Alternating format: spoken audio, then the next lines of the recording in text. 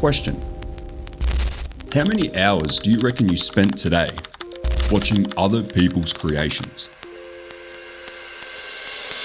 Right, now get this, between YouTube, Instagram, TikTok, and all the other streaming services, the average person is sinking in over 6 hours a day into their screens. That's insane, huh? That is literally thousands of hours every year spent admiring footage and creative things that other people have done. And this genuinely shocked me when I read this. But right now, roughly 99% of the internet consists purely of consumers. That means only 1% actually make something of their own. And I think that's got to change. So today, I want to show you guys why we just default to doom scrolling and what that doom scrolling is actually doing to our little brains in here. And then I want to show you guys a habit that got me out of being out of that 99% and into the 1% that's actually making stuff. Right, so let's get this one out of the way first. We all know that consuming is super addictive, but why is it so addictive? Now I'm going to use a word here that most people don't want to hear, but it's the truth. It's dopamine. See, because when you're sitting back and you're watching a video that makes you feel good, or you're watching something that looks impressive, your brain instantly gets this hit of entertainment, but it's had zero effort and it's got zero risk. And somehow we end up feeling super satisfied watching someone else's creativity as if it was our own. And I know it sounds silly, but that's how we work. But then you think of this, if you're making something yourself, it takes an idea. You know, you have to go set things up. You're gonna have bad takes. You're gonna have frustrating editing sessions. And so without even realizing it, your brain is just naturally going to choose the path of least resistance, the thing that doesn't require any work. And here's what can be super sneaky about this. When we sit there and watch hours of gear reviews and editing tutorials on how to frame a scene or how to frame a shot, we think that it's learning, we think that it's research, and we might even say that it's inspiration. But look, I'm going to be honest with you guys. It's procrastination. And usually that is caused by fear of failure because you think you can't do this either. And so as long as we're just sitting there watching and consuming, we can't screw anything up. You know, you can't make a bad video if you've never made one to begin with. And so for me, I make sure that I still do something every day with my camera, with my phone, and it's only just for 10 minutes. It ensures that I keep creating, and it just has become a part of my day-to-day routine. It stopped that feeling of always needing the perfect time or the perfect conditions or everything just to be in its place so I can actually make content. And just allows me to go out, have fun and do it, which is what creating is just about, having a go. And now the thing is, when you're stuck in this pure consumption mode, two things are usually happening. One, we have creative atrophy, and two, we get creative paralysis. See, something that we have to understand is creativity isn't just some magical gift. We all have it in our own ways. We are all creative. But it's also a muscle. And if you spend all your time just as a spectator consuming, that creative muscle, it shrinks, it disappears because it's never used, just like everything else.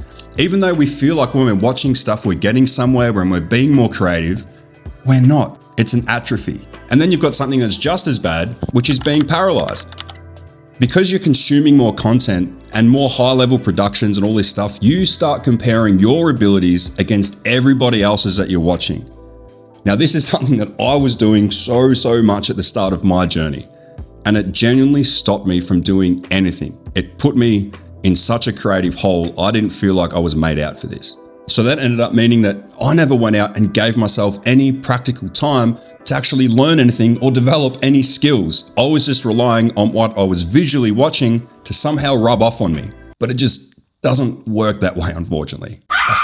And so now to break this pattern, you really have to make it easy on yourself. You have to make it easy to get your gear in your hands. Because if it's going to take you 20 minutes to unpack your camera and find your SD cards or set up a light, whatever it all takes, your brain is going to choose scrolling every single time.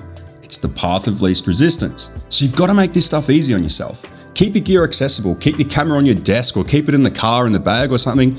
Just have your gear constantly in view. If your gear is out in front of you, you are more inclined to pick it up and use it, and less likely to open your socials by default. And now I mentioned this earlier, but if you want to build real momentum, you have to stop trying to focus on doing 4 or 5 hours a day of shooting and having all this full production going on. And seriously, just commit to 10 minutes a day of general use with your camera. Just 10 minutes every single day, with no excuses. But yes, I get that sometimes it can just be annoying and a hassle to go get your gear out and go somewhere.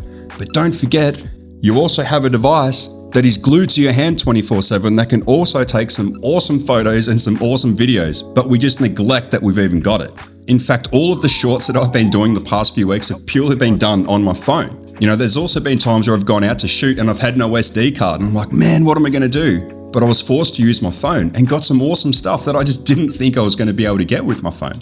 But you can. We seriously neglect how useful our phone can be at times. You know, for example, a lot of people struggle with framing and composition in their shots. Well, instead of going into YouTube and just doom scrolling composition videos, open up your camera app and give yourself 10 minutes to just experiment. You know, learn to make sure that you have things in the foreground, the middle, and the background to create depth. You know, get better at using leading lines and find out from experience what works and what sucks. Not from a video, from experience. This will dramatically improve your baseline skills, guys, and it will give you way more to work with when you do pick up your actual gear and start using it. Because to me, the 10 minutes is just like doing another repetition at the gym, and it's a way to completely build more confidence in yourself.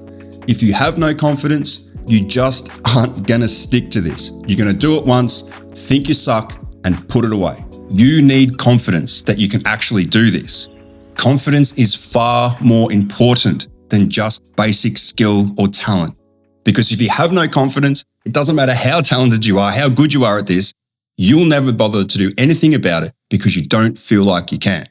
So 10 minutes of phone photography today will turn into 10 minutes of lighting practice tomorrow, which will probably turn into 10 minutes of writing down good ideas the next day, and it just keeps flowing on from there.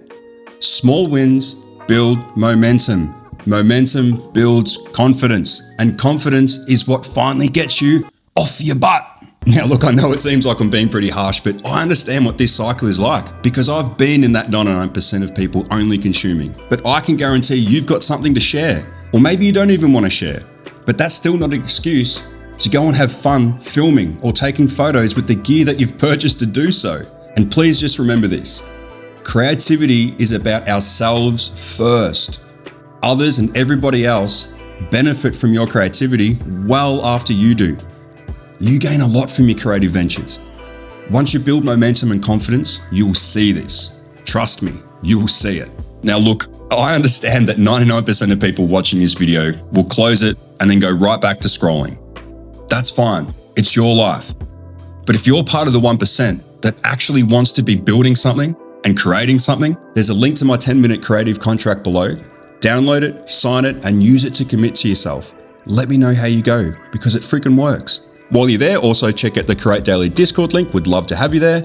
And if this video resonated with you, hit the like button, subscribe, and drop a comment below and let me know what you're struggling with the most when it comes to creating. What can't you get free of? All right, rant's over. You know what that means? I'll catch you next time. Boom.